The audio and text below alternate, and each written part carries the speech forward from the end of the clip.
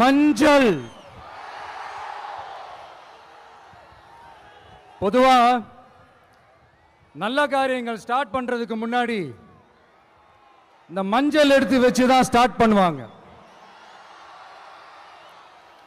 நம்ம வீட்டில் கூட நம்ம அம்மா அக்கா தங்கைகள் நமக்காக நாம நல்லா இருக்கணும்ன்றதுக்காக மஞ்சள் புடவை கட்டிக்கிட்டு தான் வேண்டிக்குவாங்க. அப்படி அந்த மஞ்சள்னாலே ஒரு தனி வைப்பு தாங்க. நம்ம கொடியில கூட அந்த வைப்ரண்டான அந்த எனர்ஜெட்டிக்கான அந்த மஞ்சள் இருக்குமே, அந்த மாதிரி மங்களகரமான மஞ்சள் விளையிற பூமி தான் இந்த ஈரோடு பூமி. இங்க வந்து மஞ்சளை பத்தி பேசாம வேற எங்க போய் பேசுறது? அது மட்டும் இல்ல, இங்க ஒரு மகத்தான ஒரு மனிதரை பத்தி நம்ம பேசியே ஆகணும். இந்த ஈரோடு மண் விவசாயத்துக்கும் பேர் போன மண். இங்க நடக்கிற அந்த விவசாயத்துக்கு மிக முக்கியமான ஒரு கவசமா இருக்கிறது என்ன தெரியுமா? காலிங்கராயன் அணை, காலிங்கராயன் கால்வாய். காலிங்கராயன் அணை கட்டினதுலையும் கால்வாய் வெட்டினதுலையும் உயிரான உணர்வு பூர்வமான நிறைய விஷயங்கள் இருக்குது. அப்படி அந்த ப்ராசஸ்ல அவர் அந்த அணை கட்டும் போதும் கால்வாய் வெட்டும் போதும் ரொம்ப சோர்வடைஞ்சிட்டாராம். அப்ப அவங்க அம்மா அதை பார்த்துட்டு சொன்னாங்களாம், மகனே காளிங்கா, தயிர் வித்த காசு தாழ்வாரம் வரைக்கும் இருக்குது, மோர் வித்த காசு முகுட வரைக்கும் இருக்குது, அதை எடுத்துக்கிட்டு போய் அணைய கட்டியா கால்வாய வெட்டியான்னு சொல்லி தைரியம் கொடுத்தாங்களாம். பெத்த அம்மா கொடுக்கிற அந்த தைரியம் இருக்கு பாருங்க, அதை தாண்டி வேற எதுவுமே கிடையாதுங்க. ஒரு மனுஷனால எதையும் சாதிச்சு காட்ட முடியும். அப்படி ஒரு தைரியத்தை தான் இப்ப நீங்க என்னுடைய அம்மா அக்கா தங்கைகள் நண்பா நண்பிகள் தோழர்கள் எல்லாரும் எனக்கு கொடுத்திருக்கிறீங்க. அதே தைரியத்தை, அதே துணையா என் கூட நிக்கிறீங்க. இதை எப்படி நம்ம பிரிச்சு விடலாம்? இதை எப்படி நம்ம கெடுக்கலாம்?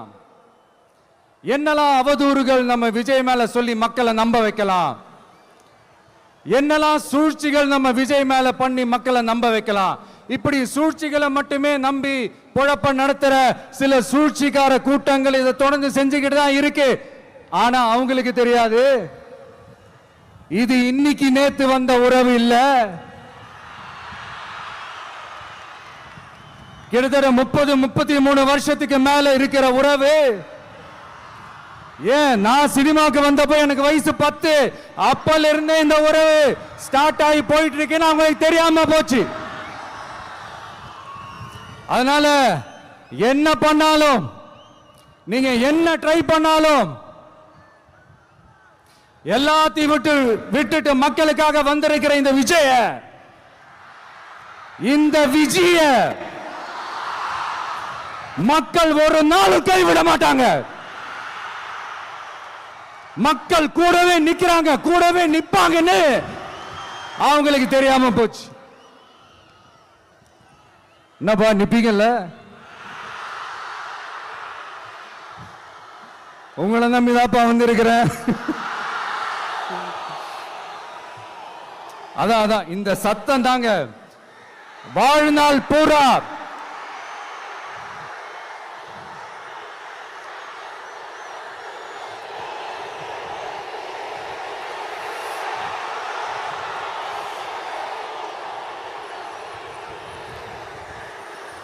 வாழ்நாள் பூரா உங்களுக்கு நன்றியோடவே இருப்பேன்.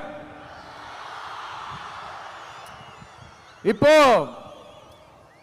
நம்ம காளிங்கராயன் அவர்கள் அணையை கட்டுறதுக்காக பவானிக்கு போய் பார்க்கும்போது ஒரு இடத்துல ஒரு பாம்பு வந்து உட்கார்ந்துச்சான், படுத்துச்சான். அது படுத்த இடத்துல தான் அவர் அணையை கட்ட ஸ்டார்ட் பண்ணாராம். அப்புறம் அந்த பாம்பு வளைஞ்சி நெளிஞ்சி போற இடத்துலலாம் கால்வாயை வெட்டினார்னு சொல்லி சில வாய்மொழி கதைகள்லாம் சொன்னாங்க. தண்ணியை சேமிச்சு வச்சு குடிக்கிறதுக்கும் விவசாயத்துக்கும். தம்பி கீழே இறங்கு, தம்பி கீழே இறங்குப்பா, ப்ளீஸ் கீழே இறங்குப்பா.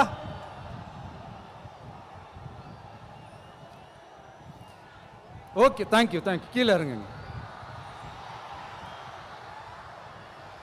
கீழே இறங்குப்பா. நீ இறங்கினாதான் முத்தம் கொடுப்பேன்.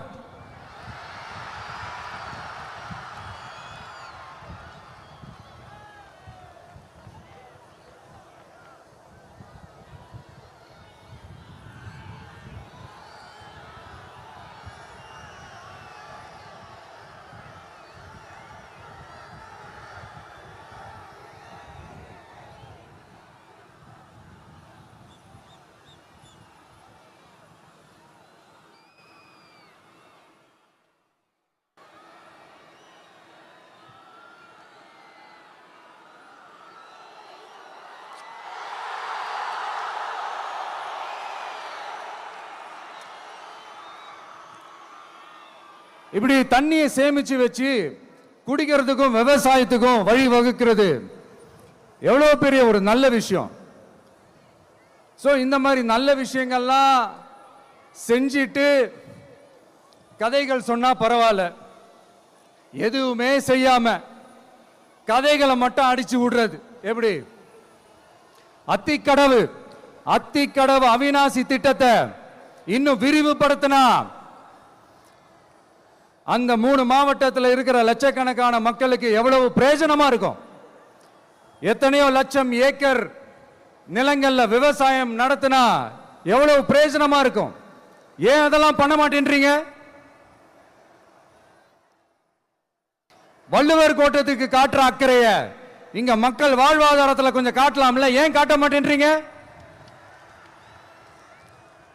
இங்க என்ன கவர்மெண்ட் நடத்துறாங்களா இல்ல கண்காட்சி நடத்துறாங்களா? இந்த 21ஆம் நூற்றாண்டிலே மக்களை பத்தி எதுவுமே யோசிக்கிறது இல்ல. ஆனா அந்த காலத்திலேயே இது எல்லாத்தையும் பத்தி யோசிச்ச மக்களை பத்தி, குடிக்கிற தண்ணியை பத்தி, விவசாயத்தை பத்தி, அணை கட்டுறதை பத்தி, கால்வாய் வெட்டுறதை பத்தி, இதெல்லாம் எங்கிருந்து? பவானியிலிருந்து நொய்யலாறு வரைக்கும் கால்வாய் வெட்டி இது எல்லாத்தையும் பத்தி யோசிச்ச காளிங்கராயன் அவர்களுக்கு கோடி கும்பிடு போட்டாலும் பார்த்தாதுங்க. இப்படி அந்த காலத்தில் இருந்த ஒரு ஹீரோவை பத்தி பேசிட்டு இந்த காலத்துல, அதாவது 1920th செஞ்சுரியில இருந்த ஒரு ஹீரோவையும் பத்தி நம்ம பேசி ஆகணும்ல. ஒருத்தர் இலகிய மனம் கொண்ட ஹீரோனா இன்னொருத்தர் இரும்பு மாதிரி அயன்மேன் தான். எஸ், நம்ம ஈரோடு கடப்பாறை தான்.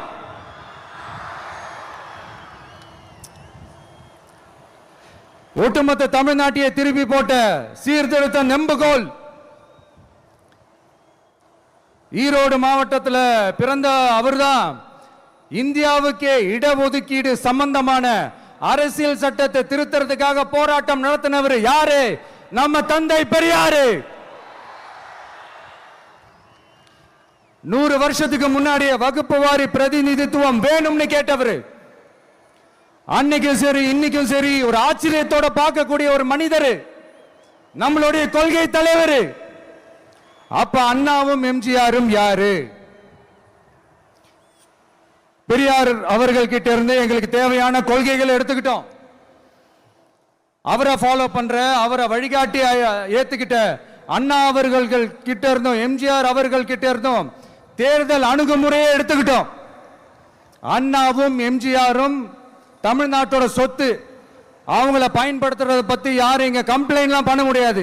அண்ணா எங்களோடது, எம்ஜிஆர் என்னோடது, எங்களோடது, நீங்களா எடுத்துக்க கூடாது அப்படிலாம் யாரும் இங்க அழுதுட்டு இருக்க முடியாது, சொல்லிவிட்டேன்.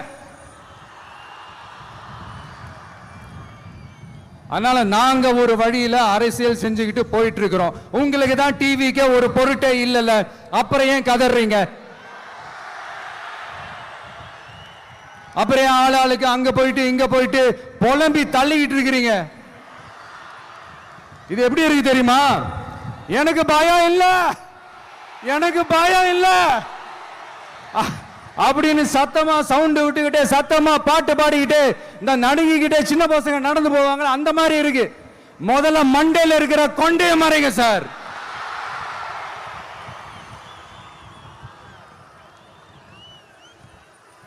சும்மா மாறு வேஷத்துல மறு வச்சுக்கிட்டு மீடியா ஆளு ரேடியோ ஆளுன்னு இவங்க ஆளுங்களே மாத்தி மாத்தி அனுப்பிக்கிட்டு இதெல்லாம் என்ன மக்களுக்கு தெரியாதுன்னு நினைச்சிட்டு இருக்கீங்களா?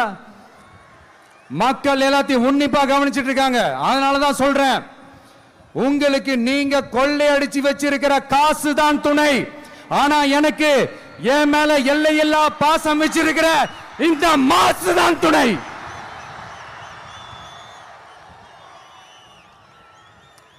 இப்படி நமக்கு துணையா இருக்கிற ஈரோடு மக்களுக்காக நான் இப்போ குரல் கொடுக்கலாம் வந்திருக்கிறேன்.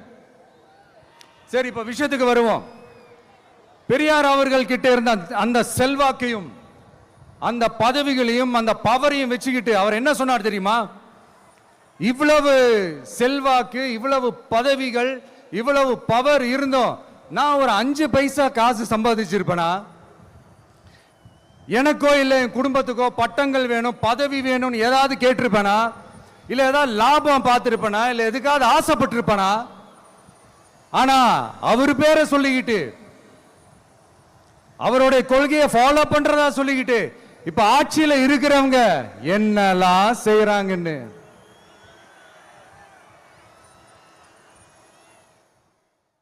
அதனாலதான் சொல்றோம், பெரியார் பேரை சொல்லிக்கிட்டு தயவு செஞ்சு கொள்ளையடிக்காதீங்கயா, தயவு செஞ்சு கொள்ளையடிக்காதீங்க. அவரு பேரை சொல்லிக்கிட்டு பெரியார் பேரை சொல்லி கொள்ளையடிக்கிற இவங்க தான் நம்மளுடைய அரசியல் எதிரி. மக்களை நீங்க சொல்லுங்க, நம்மளுடைய அரசியல் எதிரி யாரு? நம்மளுடைய கொள்கை எதிரி யாரு? ரிப்பீட், நம்மளுடைய அரசியல் எதிரி யாரு? நம்மளுடைய கொள்கை எதிரி யாரு? உங்களுக்கு புரியுது இல்ல? எனக்கு அது போதும்யா, எனக்கு வேற எதுவுமே தேவையில்லை.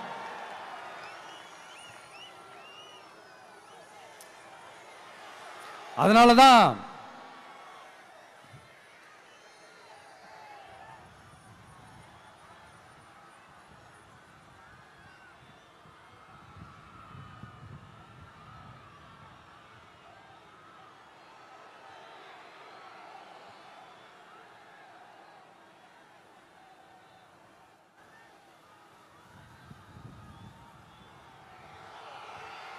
உங்களுக்கு நம்மளை பத்தி நம்ம அரசியலோட நீங்க எல்லாரும் என்னோட அரசியலோட கனெக்டடா இருக்கீங்கன்றது ரொம்ப தெளிவா தெரியுது. அதனால எனக்கு அது போதும். அதனாலதான் எதிரிகள் யாருன்னு சொல்லிட்டு களத்துக்கு வந்திருக்கிறோம். அதனால அவங்கள மட்டும் தான் எதிர்ப்போம். அதுவும் அந்த எதிரிகள் யாரு இப்போ இங்க 2026 சட்டமன்ற தேர்தலில் களத்தில் இருக்கிறாங்களோ அவங்கள மட்டும் தான் எதிர்ப்போம். சும்மா களத்திலே இல்லாதவங்களையும், களத்துக்கும் அவங்களுக்கும் சம்பந்தமே இல்லாதவங்களையும் எதிர்க்கிற ஐடியாலாம் இல்ல பாஸ். நீங்க கேட்கிறீங்கன்றதுக்காக எதிர்த்துட்டு இருக்க முடியாது பாஸ். எங்களுக்கு நிறைய வேலை இருக்குது.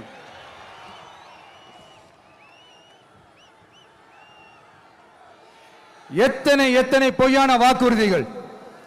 வந்த உடனே நீட்டை ரத்து செய்வோம், கல்வி கடனை ரத்து செய்வோம், கேஸ் சிலிண்டருக்கு மானியமா 100 ரூபாய் தருவோம், என்னெல்லாம் அடிச்சு விட்டுட்டு இன்னி வரைக்கும் கேட்கிறேன், இதெல்லாம் சொன்னாங்களே செஞ்சாங்களா?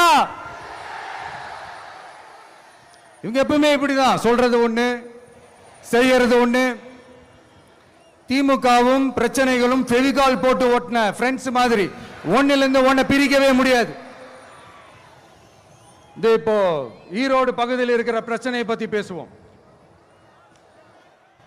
பெரியார் பேரை மட்டும் சொல்லிக்கிட்டு எப்படி அவரோட கொள்கைகளுக்கு எதிராக செயல்படுறாங்களோ அப்படிதான் இந்த மஞ்சள் நகரத்தோட மஞ்சளுக்கும் ஒண்ணும் பண்ணல, மஞ்சள் விவசாயிகளுக்கும் ஒண்ணும் பண்ணல. ஆராய்ச்சி மையம், சிறப்பு மையம்னு கோடியா டெண்டர் விட்டாங்க, பேருக்கு கட்டிடத்தை கட்டினாங்க. ஆனா உலகமே போட்டி போட்டு வாங்குற மஞ்சளை மதிப்பு கூட்டி விற்பனை செய்ய அதாவது அதோட வேல்யூ இன்க்ரீஸ் பண்ணி நம்ம விவசாயிகளுக்கும் இந்த மாவட்ட மக்களுக்கும் நன்மை செய்ய இதுவரைக்கும் என்ன செஞ்சிருக்காங்கன்னு யோசிச்சு பார்த்தா ஒரு பெரிய ஜீரோ தான். கரும்பு நெல்லுக்கு அரசாங்கம் விலை பிக்ஸ் பண்றாங்க, அதையும் ஒழுங்கா பண்றதில்ல. ஒவ்வொரு முறையும் பிரச்சனை. அங்க நெல் கொள்முதல் செய்யறதுல ஊழல். சரி, நாம கஷ்டப்பட்டு விளைய வச்சது வீணா போக கூடாதுன்னு நினைச்சு நம்ம விவசாயிகள் கேட்கிற லஞ்சத்தை கொடுத்தாலும் அதுக்கப்புறம் கூட அந்த கொள்முதல் ஒழுங்கா நடக்கிறது இல்லை. அதையும் தாண்டி ஏதோ ஒரு விலை விவசாயிகளுக்கு கிடைக்குது. அப்படிலாம் இல்லாம ஒழுங்கா நேர்மையா நம்ம மஞ்சளுக்கும் நியாயமான விலை பிக்ஸ் பண்ணி தரமான விதைகளை கொடுத்தா என்ன குறைஞ்சா போயிடுவாங்க? இதெல்லாம் யோசிக்கிறதுக்கு அவங்களுக்கு நேரமே இல்லை. 24x7 அவங்களோட யோசனை என்ன தெரியுமா? இந்த விஜயை எப்படி முடக்கலாம், தமிழக வெற்றி கழகத்தை எப்படியெல்லாம் முடக்கலாம், அப்படிதான் அவங்களுடைய சிந்தனையே 24x7. எத்தனையோ வருஷத்துக்கு முன்னாடி நம்ம காளிங்கராயர் நதிகளின் இணைப்புக்கு முன்னோடியா இருந்தார். பவானி ஆத்துல வர அதிகமான தண்ணீர் அணை கட்டி தேக்கி தண்ணீர் வறட்சியான பகுதிகளுக்கு அனுப்பினார். ஆனா இன்னைக்கு இவ்வளவு நவீன வசதிகள் இருந்தோம், இவ்வளவு சயின்ஸ் வளர்ச்சிகள் இருந்தோம், இவ்வளவு டெக்னாலஜி வளர்ச்சிகள் இருந்தோம், அவங்க வாக்குறுதியில் ஒன்று கொடுத்தாங்கல்ல, பவானி நொய்யலாறு அமராவதி 6 இணைப்பு திட்டத்துக்கு ஒரு துரும்ப கூட கிள்ளி போடல. வாக்குறுதி நம்பர் 103 சொன்னாங்களே, செஞ்சாங்களா? சரி, இதாவது ஒரு பெரிய ப்ராஜெக்ட் வைங்க. ஆறுகளை சுத்தப்படுத்த பல்லாயிரம் கோடி நிதி ஒதுக்குவோம், தமிழ்நாட்டில் உள்ள ஆறுகளை சுத்தப்படுத்துவோம்னு சொன்னாங்களே, செஞ்சாங்களா? ஆனா ஆத்து மணலை கொள்ளையடிக்கிறதுல மட்டும் வேலையை கரெக்டா செய்வாங்க. இதை நான் ஏன் திரும்ப திரும்ப சொல்றேன்னா, மக்களே நீங்க புரிஞ்சுக்கணும். கொஞ்சம் மசந்தா மற்ற மாவட்டங்கள்ல மணல் காணாம போன மாதிரி, மலைகள் காணாம போன மாதிரி, நம்ம மாவட்டத்தில் தனி வளத்தை கொடுத்த செம்மண்ணும் காணாம போறதுக்கு வாய்ப்பு இருக்கு மக்களே. நம்ம மண்ணுக்கும் நம்ம ஆத்துக்கும் நம்ம விவசாயிக்கும் தான் இந்த மோசமான நிலைமை. அதனால ஏதாவது தொழில் செஞ்சு பிழைக்கலாம்னு பார்த்தா அதுக்கும் எங்க விடுறாங்க? தொழில்னு பார்த்தா 30% நெசவாளர்களுக்கு கூலி பாக்கி. அரசாங்கம் நம்ம நெசவாளர்கள் கிட்ட இருந்து கொள்முதல் செய்த வேட்டி சேலைக்கான கூலியை கூட போராடித்தான் வாங்க வேண்டியதா இருக்குது. அது சலுகையோ உதவியோ நலத்திட்டமோ கிடைக்காது. நம்ம உழைப்புக்கான ஊதியம், நம்மளோட உரிமை, அதுக்கே போராட வேண்டிய நிலையில தான் இந்த அரசாங்கம் நம்மளை வச்சிருக்கு. நல்லா பார்த்துக்கங்க மக்களே, உரிமைக்கு குரல் கொடுத்தவங்க தான் இவங்க. சிறு குறு தொழில்கள் பீக் ஹவர்ஸ் சார்ஜ்னு கரண்ட்டுக்கு அநியாய விலை வச்சு அதையும் செய்ய விடாம நம்மளை முடக்கிடுறாங்க. அந்த பீக் ஹவர்ஸ் சார்ஜ் கொள்ளையால எத்தனை வருஷமா எவ்வளவு பேர் பாதிக்கப்படுறோம், எவ்வளவு தொழில்கள் பாதிக்கப்படுது. நாமளும் கத்துறோம், போராடுறோம், கோரிக்கை வைக்கிறோம். எதையாவது இவங்க கண்டுக்கிறாங்களா? கொஞ்சம் யோசிங்க. ஏன் கண்டுக்க மாட்டேன்றாங்கன்னு கொஞ்சம் யோசிங்க. அப்பதாங்க பிரைவேட்ல அதிக விலைக்கு கரண்ட் வாங்க முடியும், அதுக்கு டெண்டர் விட முடியும். அப்படி டெண்டர் விட்ட மேட்டர்ல எல்லாம் என்ன நடக்கும்னு உங்களுக்கும் தெரியும், எனக்கும் தெரியும், நம்ம எல்லாருக்குமே தெரியும். இந்த மாதிரி ஈரோடுல மட்டும் இல்ல, எந்த மாவட்டத்துக்கு போனாலும் பிரச்சனைகள் மேல பிரச்சனைகள் தான்.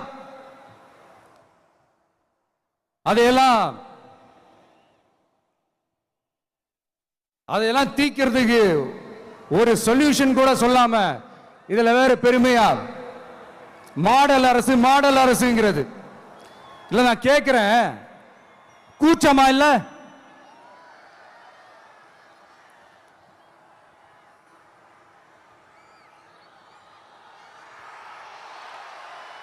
இதெல்லாம் கேட்டா அப்படியே நம்ம பக்கம் யூட்டர்ன் அடிச்சு வந்துருவாங்க. விஜய் என்ன அரசியல பேச மாட்டேன்றாரு, விஜய் என்ன சினிமா டயலாக் மாதிரி பேசுறாரு, விஜய் என்ன பஞ்ச் டயலாக் பேசுறாரு, விஜய் என்ன 10 நிமிஷம் தான் பேசுறாரு, 9 நிமிஷம் தான் பேசுறாரு. நான் எத்தனை நிமிஷம் பேசினா உங்களுக்கு என்ன சார்? நான் எப்படி பேசினா உங்களுக்கு என்ன சார்? உள்ள விஷயம் என்னன்னு பாருங்க சார். ஒவ்வொரு மாவட்டத்துக்கும் போய் மக்கள் ஃபேஸ் பண்ற பிரச்சனைகளை எடுத்து பேசிட்டு இருக்கிறேன். பின்ன அது அரசியல் இல்லாம வேற எதுதான் அரசியல்? உங்களை மாதிரி தனிப்பட்ட முறையில் தரக்குறைவா அசிங்க அசிங்கமா பேசுறதுதான் அரசியல்னா அந்த அரசியல் நமக்கு வராது. வராதுன்னா நல்லாவே வரும்.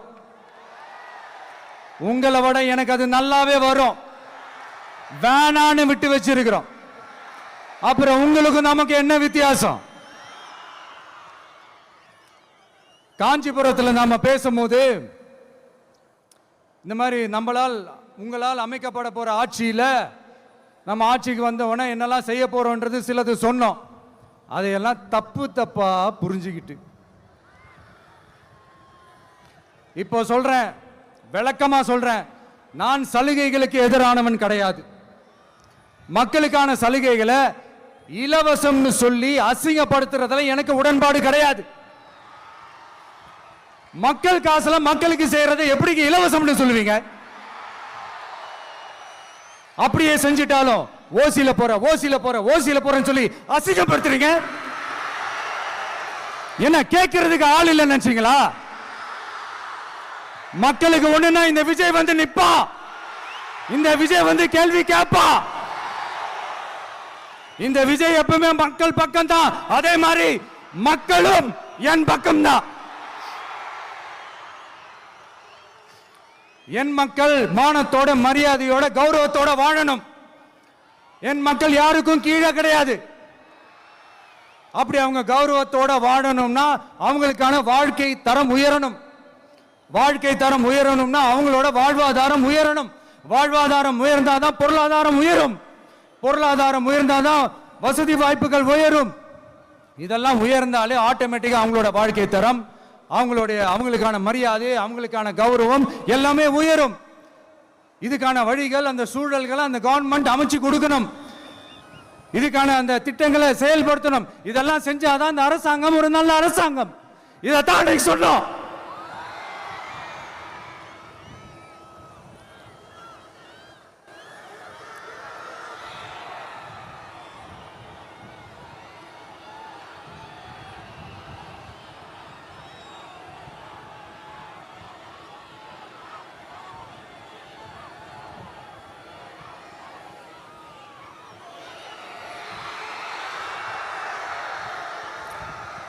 இதைத்தான் இன்னைக்கு சொன்னோம். உடனே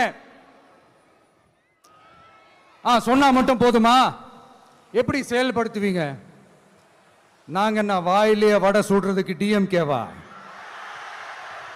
டிவிகேடா?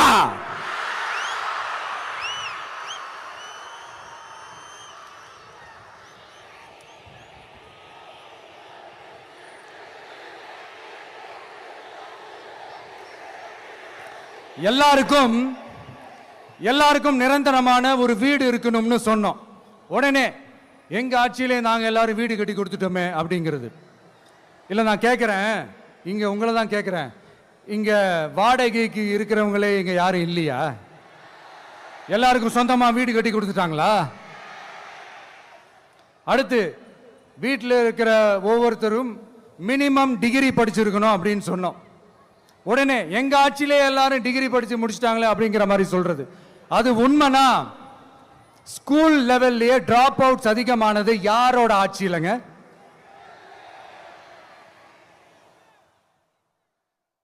பசங்க பிள்ளைங்க யாரும் ஸ்கூல்ல சேரலன்னு சொல்லிட்டு எனக்கு தெரிஞ்சு 207 கவர்மெண்ட் ஸ்கூல்ஸ் மூடினது யாரோட ஆட்சியிலங்க? இதுல கல்வியில் சிறந்த தமிழ்நாடுன்னு டிராமா வேற. அடுத்து குடும்பத்தில் ஒருத்தருக்கு நிரந்தரமான வருமானம் வரணும், வேலை வாய்ப்பு கிடைக்கணும் அப்படின்னா நாங்க கொடுக்காத வருமானமா, நாங்க கொடுக்காத வேலையா அப்படிங்கிறது. எத்தனையோ லட்சம் காலி பணியிடங்கள் நிரப்புவோம்னு வாக்குறுதி கொடுத்துட்டு ஆட்சிக்கு வந்தீங்களே, எத்தனை லட்சம் காலி பணியிடங்களை நிரப்புனீங்க? அட்லீஸ்ட் 1 லட்சம் காலி பணியிடங்களாவது நிரப்புனீங்களா? இதெல்லாம் சொல்லிட்டு மக்களை ஏமாத்துறது யாரோட ஆட்சியிலங்க? அடுத்து ரொம்ப முக்கியமா, பெண்களுக்கு பாதுகாப்பு இல்ல, சட்டம் ஒழுங்கு சரியா இல்லைன்னு சொன்னா தமிழ்நாட்டில் பெண்கள் பாதுகாப்பு தான் அதிகமா இருக்குதான். நீங்க சொல்லுங்க மக்களே, பெண்கள் பாதுகாப்பு இருக்கு? சட்டம் ஒழுங்கு சரியா இருக்கு? அவங்க சொல்றது உண்மையா? அவங்க சொல்றதை நீங்க ஏத்துக்கிறீங்களா? சத்தமா கேக்குதா சார்? இதுதான் ரியாலிட்டி, இதுதான் நிஜம். நம்மளுடைய ஆட்சியில சட்டம் ஒழுங்குல சமரசமே இருக்காது. அதனாலதான் இவ்வளவு ஸ்ட்ராங்கா சொல்றோம், தைரியமா இருங்க மக்களே. இந்த மாதிரி விஷயங்கள்லாம் நம்ம மக்கள் கிட்ட எடுத்து சொன்னா உடனே இந்த இது எடுத்துட்டு வந்துருவாங்க.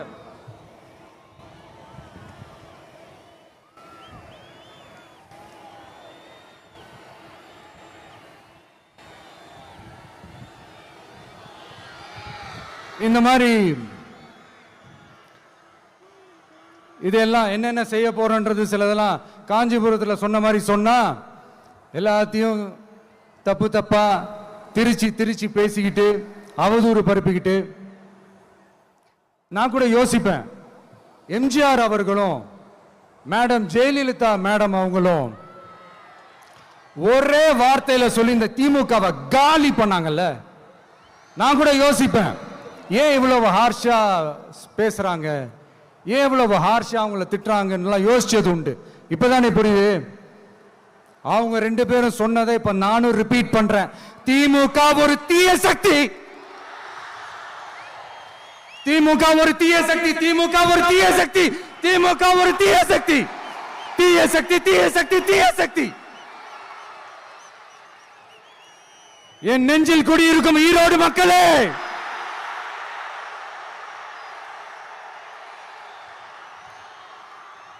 டிவிகே ஒரு தூய சக்தி. எப்படி? டிவிகே ஒரு தூய சக்தி. தூய சக்தி டிவிகேவுக்கும் தீய சக்தி டிஎம்கேவுக்கும் தான் போட்டியே.